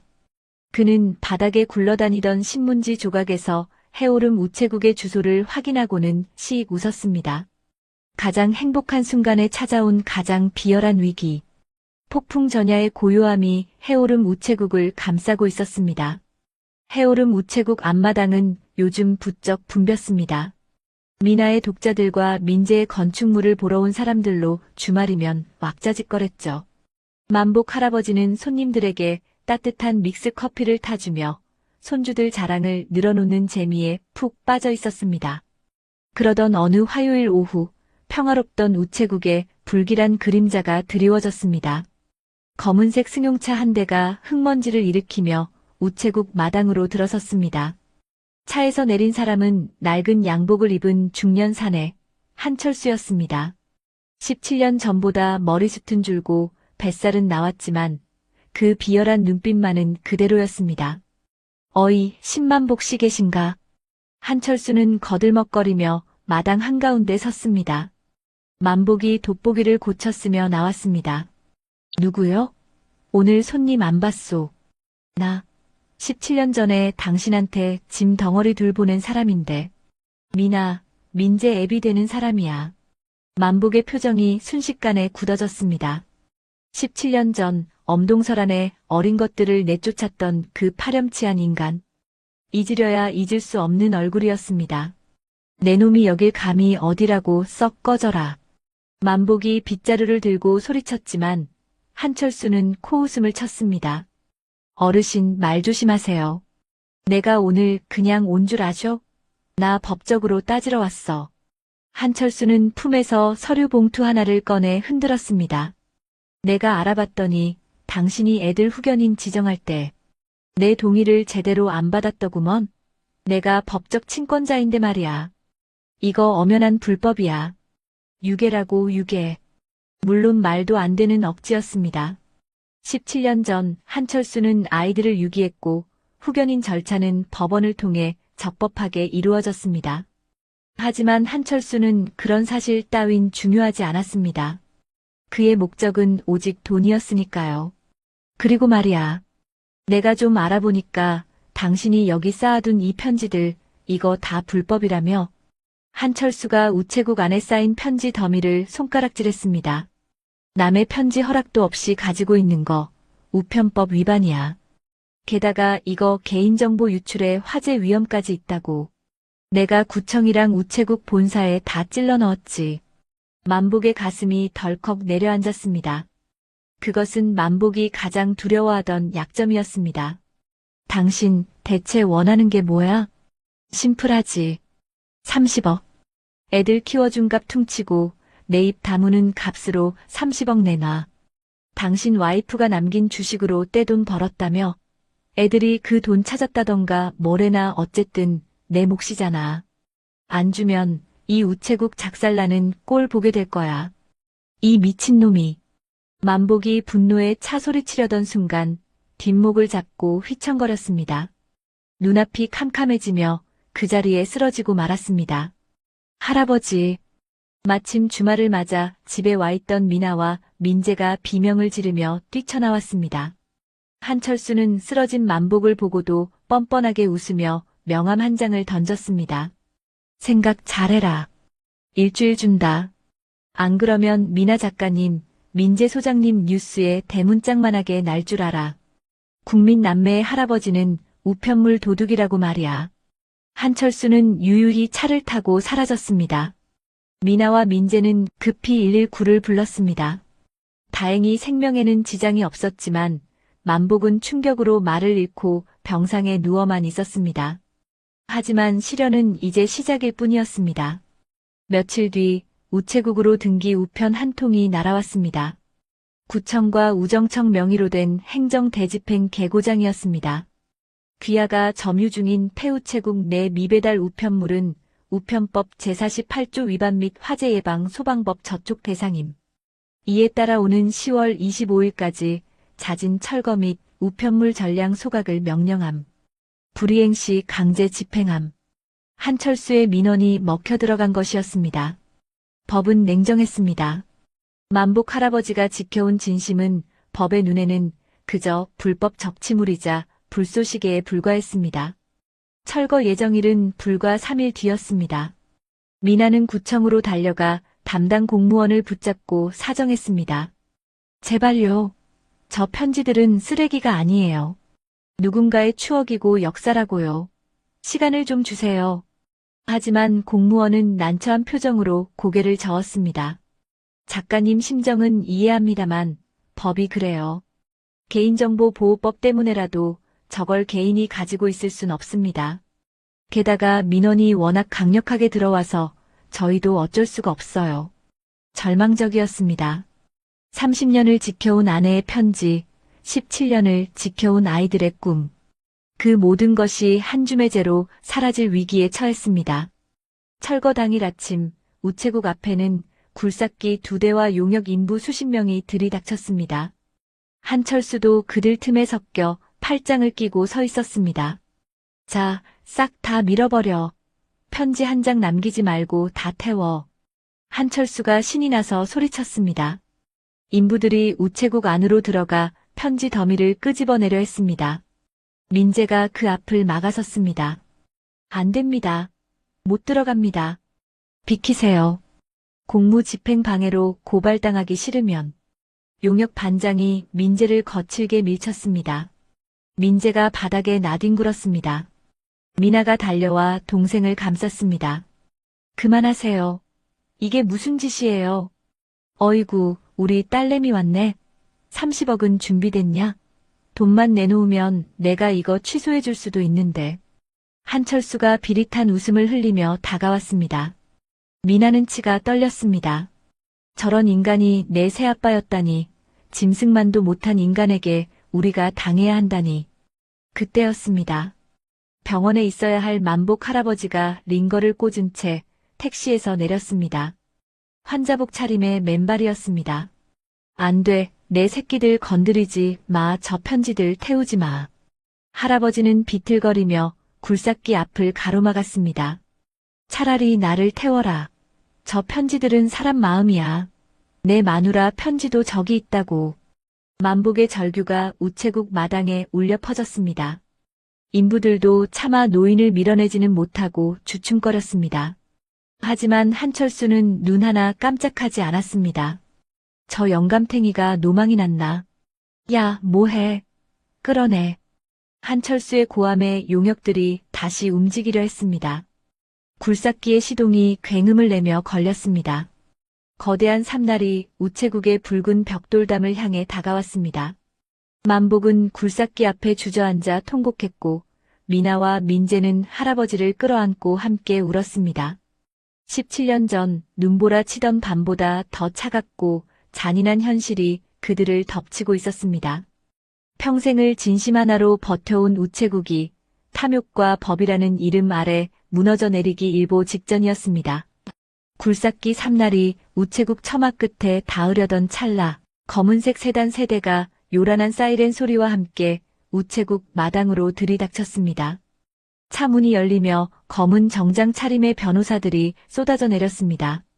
그중 가장 앞장선 중년 변호사가 한 손에 서류 뭉치를 든 채 굴삭기 기사에게 소리쳤습니다.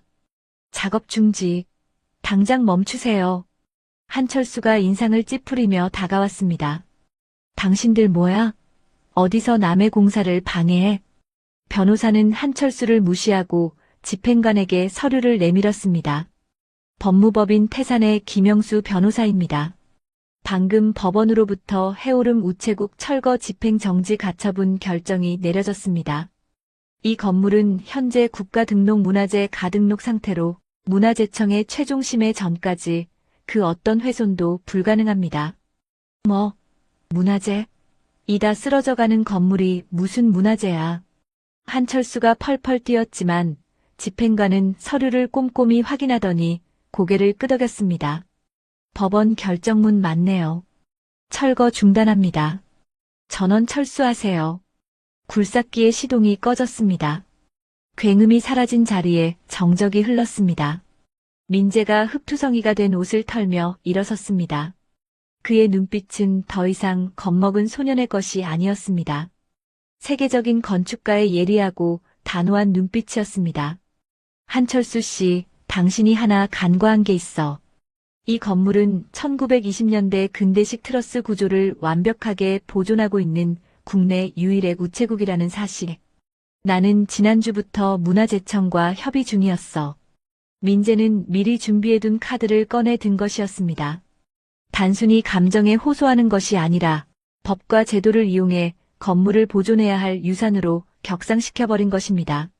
그리고 저 안에 있는 우편물들, 저것도 함부로 못 태웁니다. 저건 이제 쓰레기가 아니라 현대사 생활사 기록물로 등재 신청했거든요. 국가기록원 심사 중이니 손끝 하나라도 대면 문화재보호법 위반으로 고발하겠습니다. 민재의 치밀한 반격에 한철수는 말문이 막혔습니다. 하지만 이내 비열한 웃음을 되찾았습니다. 법 좋아하시네. 그래봤자 시간 끌기야. 어차피 문화재 지정 안 되면 끝이야. 그리고 30억 안 내놓으면 니들 명예는 끝장나는 거 알지? 그때 미나가 한철수 앞으로 걸어 나왔습니다. 그녀의 손에는 스마트폰이 들려 있었고 화면에는 라이브 방송 중이라는 빨간 글씨가 떠 있었습니다. 여러분 보셨나요? 이게 바로 베스트셀러 작가 유미나의 진짜 가족 이야기입니다. 그리고 제 뒤에 있는 저 남자가 17년 전 10살, 7살 남매를 엄동설 안에 내쫓고 돌아가신 친엄마의 유산을 가로챈 새아빠 한철수 씨입니다. 미나의 방송에는 이미 수십만 명의 시청자가 접속해 있었습니다. 화면 속 채팅창은 분노한 댓글들로 폭주하고 있었죠. 저런 인간이 사람이야? 짐승이지. 할아버지 건드리면 가만 안 둔다. 우리가 지킨다. 한철수 신상 털렸다. 과거 사기 전과까지 다 나오네. 미나는 자신의 사회적 영향력을 총동원했습니다. 단순히 폭로에 그치지 않고 사라져가는 진심과 그것을 파괴하려는 탐욕이라는 프레임으로 여론을 움직였습니다. 전국의 독자들은 물론 문화예술계 인사들까지 나서서 해오름 우체국을 지키자는 성명을 발표했습니다. 너 지금 뭐 하는 거야? 카메라 안 꺼? 한철수가 당황해서 미나의 폰을 뺏으려 했지만 태산의 경호원들이 그를 막아섰습니다. 아직 안 끝났어요, 아저씨. 미나는 품에서 또 다른 서류 봉투를 꺼냈습니다. 이건 아저씨가 17년 전 엄마 사망 보험금 5천만 원과 전세 보증금 4,500만 원을 횡령했다는 증거예요. 당시 미성년자였던 우리 동의 없이 무단 인출하셨더군요. 금융거래 내역서 여기 다 있습니다. 그건 공소시효 지났어. 옛날 일이라고. 한철수가 악을 썼습니다. 맞습니다. 횡령죄의 공소시효는 이미 지났을지도 모릅니다. 하지만 미나는 침착했습니다. 네, 그건 시효가 지났을 수도 있죠. 하지만 이건 어떨까요? 민재가 옆에서 녹음기를 켰습니다. 30억 내놔. 안 주면 이 우체국 작살나는 꼴 보게 될 거야. 니들 명예 끝장나는 줄 알아. 며칠 전 한철수가 찾아와 협박했을 때 녹음한 음성이 생생하게 울려 퍼졌습니다. 특수공갈 및 협박. 피해 금액이 5억 이상이면 특가법 적용되는 거 아시죠? 게다가 방금 굴삭기 동원해서 사유재산 손괴하려던 것까지. 이건 현행범이에요. 그때 사이렌 소리가 다시 울리며 경찰차 2대가 도착했습니다. 이번에는 변호사가 부른 게 아니었습니다. 미나의 방송을 보고 분노한 시민들의 신고와 민재가 제출한 고소장을 접수한 경찰들이 출동한 것입니다. 한철수 씨, 당신을 특수공갈 미수 및 협박, 업무 방해 혐의로 긴급 체포합니다. 경찰이 한철수의 손목에 수갑을 채웠습니다. 이거 내가 누군지 알아? 이거 다 모함이야. 저것들이 돈 좀 벌었다고 애비를 감옥에 보내. 한철수는 끝까지 발버둥 쳤지만 경찰들은 단호했습니다. 그는 자신이 판 함정에 빠져 비참하게 끌려나갔습니다. 모든 상황이 종료되고 경찰차가 떠나자 우체국 마당에는 다시 평화가 찾아왔습니다. 만복 할아버지는 털썩 주저앉아 엉엉 울음을 터뜨렸습니다. 아이고, 내 새끼들 할애비가 못나서 너희들 고생만 시키고 미안하다. 정말 미안하다. 미나와 민재는 할아버지 양옆에 앉아 그를 꼭 끌어안았습니다. 할아버지, 무슨 말씀이세요? 할아버지가 우릴 지켜주셨잖아요. 이번엔 우리가 할아버지 지켜드린 거예요. 맞아요, 할아버지. 우리 이제 아무도 못 건드려요. 우리가 다 막았어요. 미나와 민재는 할아버지의 거친 손을 잡았습니다. 그 손은 17년 전 추위에 떨던 고아 남매에게 따뜻한 라면을 끓여주던 그 손이었습니다. 이제 그 손은 쭈글쭈글해지고 힘이 없어졌지만 아이들에게는 여전히 세상에서 가장 든든하고 따뜻한 손이었습니다. 그날 밤 세 사람은 오랜만에 다리를 뻗고 잤습니다. 우체국 밖에는 문화재청에서 붙인 훼손 금지 경고문이 부적처럼 붙어 있었고 인터넷에서는 해오름 챌린지가 이어지며 우체국을 응원하는 물결이 넘실댔습니다. 민재는 잠들기 전 책상 앞에 앉아 새로운 설계도를 수정했습니다. 문화재로 지정되면 철거는 면하겠지만 그대로 방치할 수도 없었습니다. 그는 할아버지의 추억과 편지들을 영원히 지킬 수 있는 세상에 없던 공간을 구상하기 시작했습니다. 편지는 불태우는 게 아니야. 읽히고 기억되어야 하는 거지. 민재의 연필 끝에서 해오름 우체국의 새로운 미래가 그려지고 있었습니다.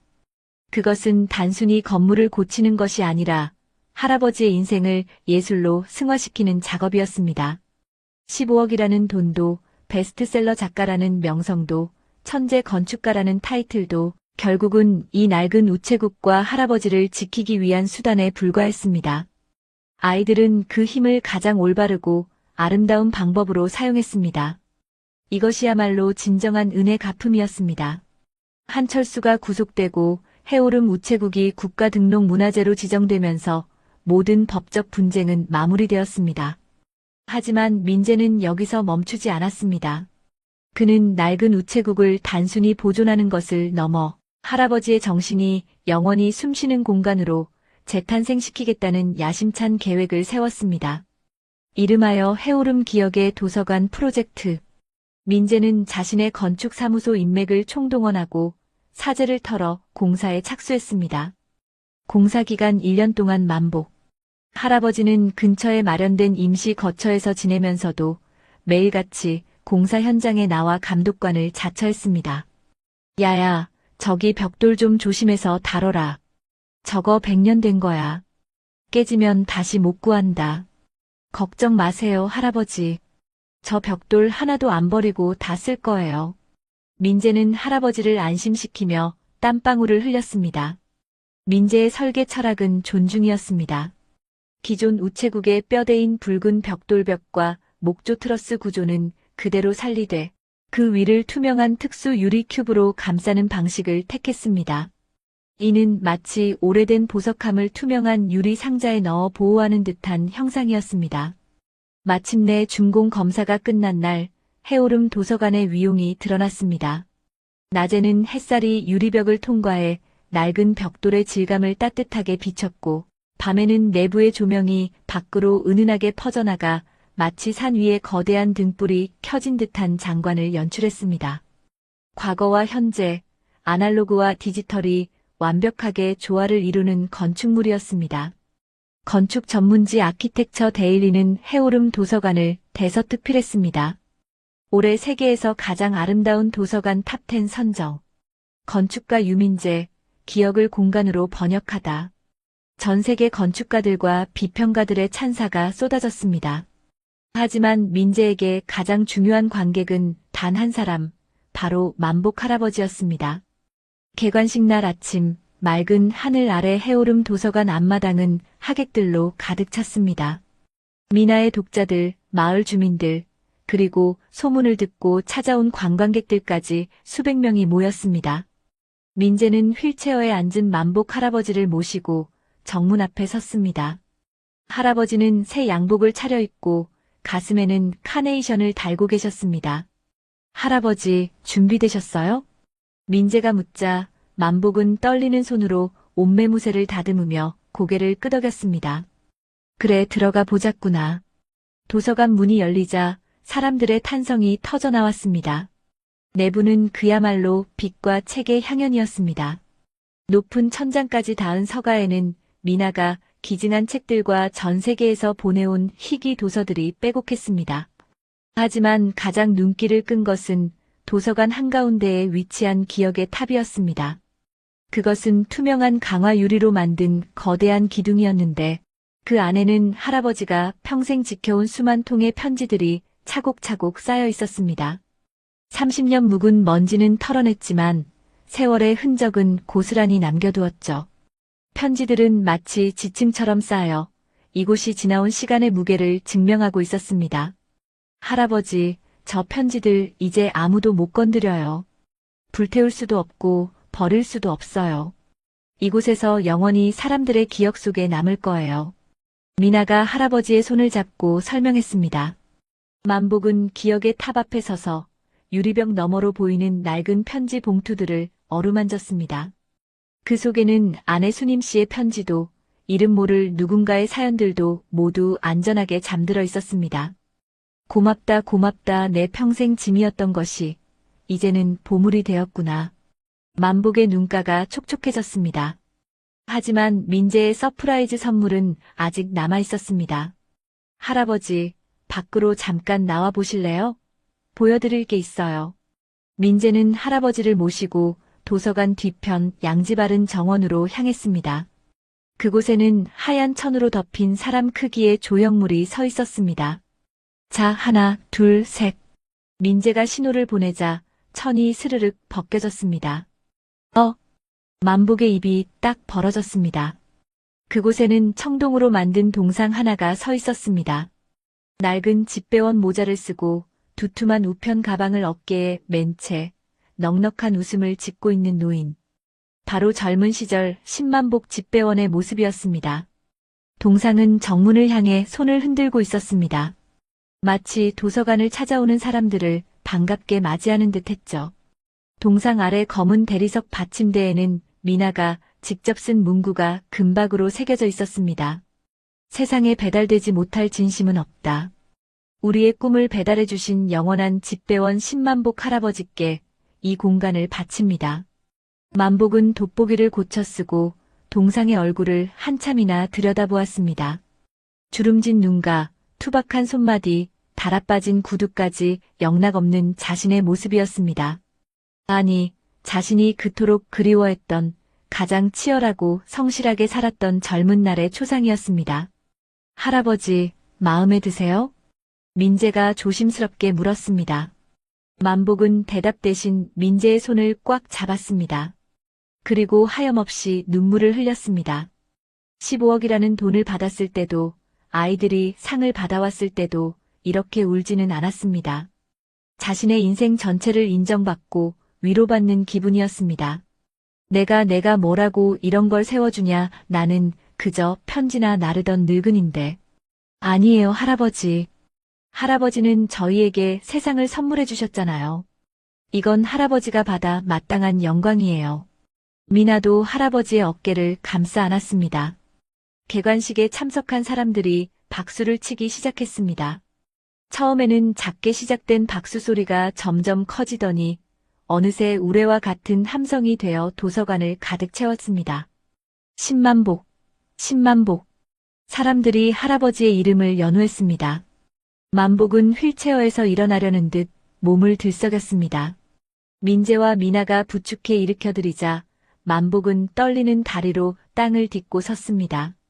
그리고 자신을 향해 환호하는 사람들을 향해 동상처럼 환하게 웃으며 손을 흔들었습니다.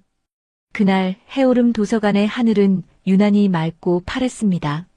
30년 전 아내를 잃고 멈춰버렸던 만복의 시간은 이제 아이들이 지어준 영원한 집안에서 다시 흐르기 시작했습니다. 그것은 슬픔의 시간이 아니라 찬란한 영광과 감사의 시간이었습니다. 만복은 동상의 발치에 놓인 작은 우편함을 보았습니다.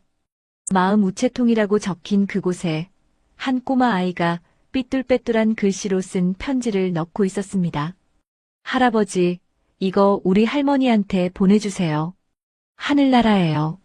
만복은 허리를 굽혀 아이의 눈을 맞췄습니다. 그래, 걱정 마라. 이 할애비가 베테랑 집배원이란다. 하늘나라까지 특급으로 배달해주마. 만복의 대답에 아이가 까르르 웃었습니다. 그 웃음소리가 도서관의 유리벽에 부딪혀 맑게 울려 퍼졌습니다. 해오름 도서관은 이제 단순히 책을 읽는 곳이 아니었습니다. 과거의 기억을 위로하고 현재의 꿈을 응원하며 미래의 희망을 배달하는 기적의 공간이 되었습니다. 그리고 그 중심에는 언제나 영원한 집배원 10만복 할아버지가 서 있었습니다. 해오름 도서관이 개관한 지도 어느덧 3년이 흘렀습니다. 도서관은 사계절 내내 사람들의 발길이 끊이지 않는 명소가 되었습니다. 봄에는 벚꽃잎이 유리 천장에 내려앉고 겨울에는 한방눈이 도서관을 포근하게 감싸 안았습니다. 그 사이 만복 할아버지의 시계는 90살을 가리키고 있었습니다. 꼿꼿했던 허리는 많이 굽었고 지팡이 없이는 거동이 힘들어졌지만 할아버지의 일과는 변함없었습니다. 매일 아침 눈을 뜨면 제일 먼저 돋보기를 닫고 도서관 마당에 있는 자신의 동상 옆 벤치에 앉아 사람들을 구경하는 것이었죠. 어르신, 안녕하세요. 오늘도 정정하시네요. 아이고, 작가님 할아버지시죠? 팬입니다. 지나가는 사람들이 인사를 건네면 만복은 특유의 사람 좋은 미소로 화답했습니다. 허허, 그래요. 좋은 날입니다. 책 많이 읽고 가세요. 하지만 세월의 무게는 어쩔 수 없었나 봅니다. 늦가을 비가 추적추적 내리던 어느 날 만복은 감기 기운으로 자리에 눕더니 좀처럼 일어나지 못했습니다. 병원에서는 노안이라며 마음의 준비를 하라고 했습니다. 미나와 민재는 모든 일정을 취소하고 할아버지 곁을 지켰습니다. 도서관 옆에 마련된 할아버지의 방은 고요했습니다.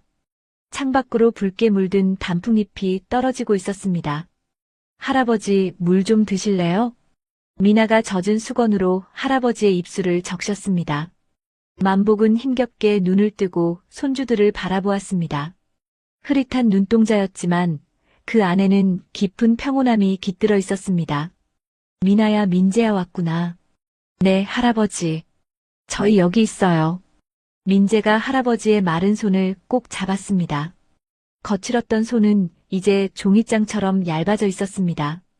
울지 마라, 사람은 다 때가 되면 가는 법이다. 만복은 가쁜 숨을 몰아쉬며 말을 이었습니다. 나는 참 복받은 놈이다. 평생 편지 배달만 하다가 갈 줄 알았는데 너희 같은 보물들을 만났으니 말이다. 만복의 시선이 방 한구석에 놓인 낡은 우체부 가방에 머물렀습니다. 오래전 아내의 편지를 찾아준 가방, 그리고 20년 정갈 곳 없는 남매를 품어준 가방이었습니다. 할아버지, 저희가 더 감사해요. 할아버지가 아니었으면 저희는... 미나가 목이 메어 말을 잇지 못하자 만복은 빙그레 웃었습니다. 아니다. 내가 고마운 게지. 순임이가 보낸 마지막 편지 너희가 찾아주지 않았더냐. 그때 깨달았다. 세상에 배달되지 못할 편지는 없다는 걸. 다만 시간이 좀 걸릴 뿐이라는 걸. 만복은 잠시 숨을 고르더니 마지막 힘을 짜내어 아이들의 손을 포개 잡았습니다. 너희가 내 인생의 가장 아름다운 답장이었다. 순임이가 보내준, 그리고 신이 보내준 최고의 답장이었어. 고맙다, 정말 고맙다. 그것이 마지막이었습니다. 만복 할아버지는 마치 깊은 잠에 빠지듯 스르르 눈을 감았습니다. 입가에는 옅은 미소가 번져 있었습니다. 90년의 긴 여행을 마치고 드디어 그리운 아내 순임 씨의 곁으로 돌아간 것입니다. 심전도 모니터의 기계음이 삐하고 길게 울렸지만 방 안은 슬픔보다는 따뜻한 기운으로 가득 찼습니다. 미나와 민재는 소리내어 울지 않았습니다. 할아버지의 마지막이 너무나 평온했기에 그저 조용히 눈물을 흘리며 할아버지의 이마에 입을 맞췄습니다. 안녕히 가세요, 할아버지. 사랑해요. 가서 할머니랑 행복하게 지내세요. 나중에 꼭 다시 만나요. 만복 할아버지의 부고가 전해지자 온 세상이 애도했습니다. 뉴스와 신문은 영원한 집배원 10만복, 하늘로 배달을 떠나다라는 제목으로 그의 삶을 조명했습니다. 장례식장은 인산인해를 이루었습니다. 미나의 독자들, 민재의 건축팬들, 그리고 해오름 도서관을 사랑하는 수많은 시민이 국화꽃을 들고 찾아왔습니다. 도서관 마당에 있는 할아버지 동상 앞에는 추모의 꽃다발과 편지가 산더미처럼 쌓였습니다. 할아버지 덕분에 따뜻함을 배웠습니다. 진심을 전하는 법을 알려주셔서 감사합니다. 하늘나라에서도 멋진 집배원이 되어주세요. 사람들이 남긴 편지들은 또 하나의 거대한 기억의 탑이 되었습니다. 장례를 마치고 며칠 뒤 첫눈이 내렸습니다. 20년 전 미나와 민재가 쫓겨나 할아버지를 처음 만났던 그날처럼 한방눈이 펑펑 쏟아졌습니다. 미나와 민재는 도서관 마당에 섰습니다. 할아버지 동상의 어깨 위로 하얀 눈이 소복이 쌓여 있었습니다. 동상은 여전히 환하게 웃으며 도서관을 지키고 있었죠. 민재야, 할아버지는 정말 가신 게 아닌 것 같아. 미나가 동상을 바라보며 말했습니다. 응, 누나. 할아버지는 여기 계셔. 저 벽돌 하나하나에, 저 편지들 속에, 그리고 우리 마음속에 영원히 살아계셔. 민재는 자신이 설계한 도서관을 올려다보았습니다. 유리벽 너머로 보이는 기억의 탑이 따뜻한 조명을 받아 황금빛으로 빛나고 있었습니다. 미나는 품에서 작은 노트 하나를 꺼냈습니다. 차기작 구상을 위해 끄적였던 메모장이었습니다. 나 다음 소설 제목 정했어. 뭔데? 답장이야. 할아버지가 우리에게 주신 사랑에 대한 답장, 그리고 세상 모든 사람이 서로에게 전하고 싶은 진심에 대한 이야기. 민재가 미소 지으며 고개를 끄덕였습니다. 좋다. 나는 도서관 뒤편에 작은 우체국을 다시 지을 거야. 진짜 편지를 붙일 수 있는 곳으로. 할아버지가 하셨던 일, 우리가 계속 이어가야지. 남매는 서로를 마주보며 웃었습니다.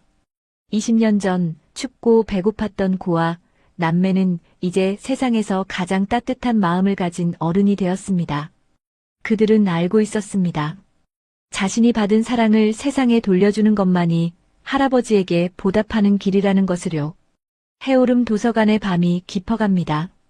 도서관의 불빛은 산 아래 마을까지 환하게 비추고 있습니다. 마치 등대처럼 길 잃은 마음들이 찾아올 수 있도록 길을 밝혀주고 있죠. 지금 이 순간에도 누군가는 펜을 들어 편지를 쓰고 있을 겁니다. 서툴지만 진심을 담아 꾹꾹 눌러 쓴 그 마음들이 언젠가는 반드시 주인에게 닿기를 바랍니다. 비록 시간이 좀 걸리더라도 세상에 배달되지 못할 진심은 없으니까요. 해오름 우체국의 이야기는 여기서 끝이 아닙니다. 이 이야기를 들은 여러분의 마음속에 작은 진심의 씨앗이 심어졌다면 그 씨앗이 싹을 틔우고 자라나 누군가에게 그늘이 되어준다면 할아버지의 배달은 영원히 계속되는 것일 테니까요. 오늘 사랑하는 사람에게 따뜻한 말 한마디 건네보시는 건 어떨까요? 그것이 바로 기적의 시작일지도 모릅니다. 지금까지 해오름 우체국의 이야기를 들어주셔서 감사합니다.